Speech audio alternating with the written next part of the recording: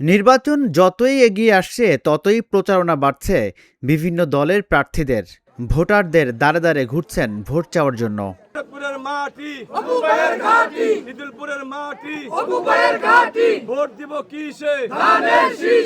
সোমবার বিকেলে ঢাকা থেকে শরীয়তপুর ৩ আসনে আসেন বিএনপির মনোনীত প্রার্থী মিয়া নুরুদ্দিন অপু। গোসাইরহাট থানার নাগারপাড়া ইউনিয়নের চর সাতমাঠিয়া গ্রামের চৌকিদার বাড়িতে এক উঠান বৈঠকে যোগ দেন অপু।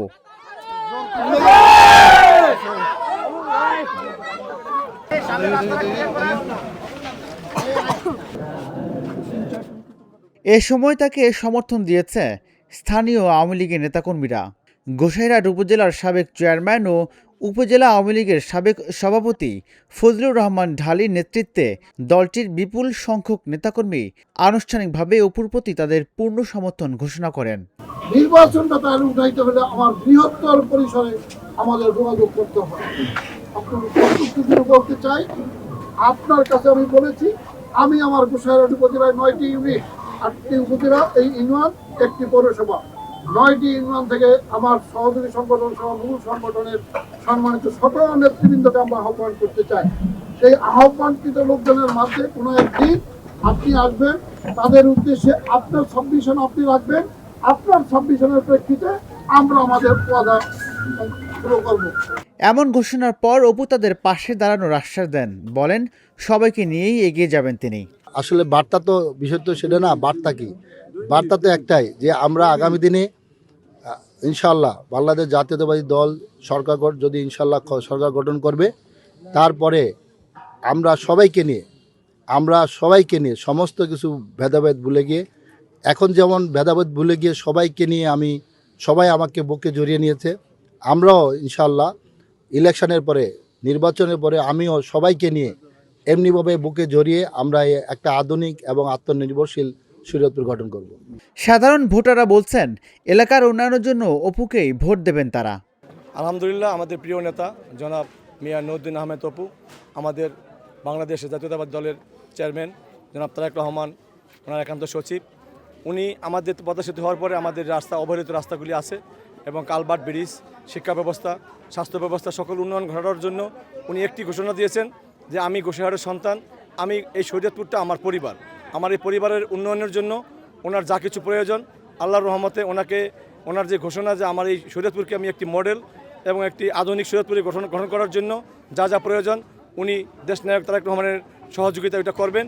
আপনারা সকলেই জানেন যে অপু ভাইয়ের অবস্থা অনেক ভালো। আমরা শুধুমাত্র বিজয়ের দ্বার প্রান্তে আছি, এটাই আমি বলবো। আর এই প্রত্যেক এলাকায় অপু ভাই হচ্ছে মানে কি বলবো, মানুষের যে প্রত্যাশা যে ভাই আসুক, ভাইকে একটু দেখবো, তো প্রত্যেক এলাকার কাছেই অপু ভাই একজন নয়নের মণি। অপু ভাই আসতেছে, গোসাইরহাটের মামাটি মানুষের প্রিয় নেতা, আমাদের সকলের প্রিয় নেতা মিয়া নুরুদ্দিন অপু ভাই আসতেছে। আগামী নির্বাচনে ধানের শীষ প্রার্থী নিয়ে আমাদের মাঝে আসতেছে। আমরা তাকে বিপুল ভোটের মাধ্যমে ধানের শীষ মার্কায় ভোট দিয়ে বিজয়ের মালা গলায় দিয়ে সেই সংসদে পাঠাবো ইনশাল্লাহ।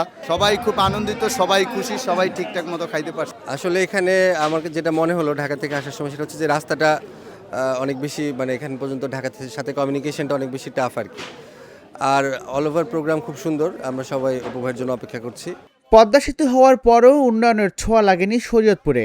অপু আসলে এই জেলায় উন্নয়ন হবে বলে বিশ্বাস তাদের। আসলে সত্যি কথা বলতে কি, অপু ভাই আসতেছে, খুব ভালো লাগা, খুব সুন্দর কথা।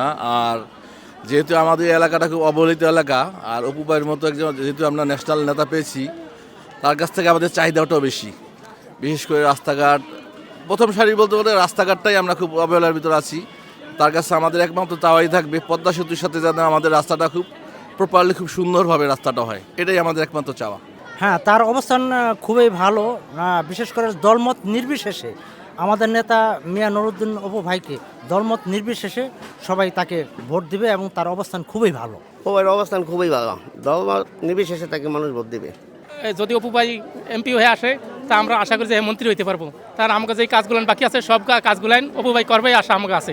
মানুষ চাইতেছে যে অপু ভাই এই এলাকার এমপি হয়ে আসুক। অপু ভাই আসতেছে, এটা আমাদের জন্য একটা, এই এলাকার জন্য, অত্র এলাকার জন্য একটা সৌভাগ্যের ব্যাপার। উনি আমাদের এলাকার সন্তান, উনি বিএনপির চেয়ারপারসন তারেক জিয়ার একান্ত সচিব। আমরা আশা করি উনি যদি ভোটে নির্বাচিত হয় আমাদের এলাকায় অনেক উন্নয়ন হবে। শরীয়তপুর 3 আসনটি শরীয়তপুর জেলার ডামুড্যা উপজেলা, গোসাইরহাট উপজেলা ও ভেদরগঞ্জ উপজেলা নিয়ে গঠিত। দীর্ঘদিন আওয়ামী লীগ ক্ষমতা থাকলেও উন্নয়নের তেমন একটা ছোঁয়া লাগেনি এই আসনটিতে। রাজিবুল ইসলাম, ঢাকা জার্নাল।